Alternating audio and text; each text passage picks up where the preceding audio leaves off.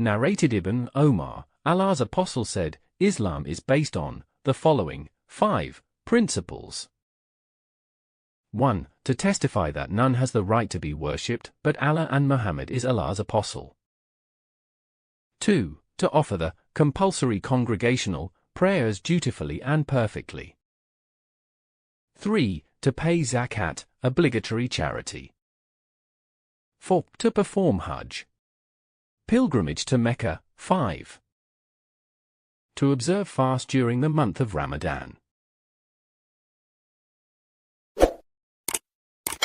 Like, share and subscribe for more videos.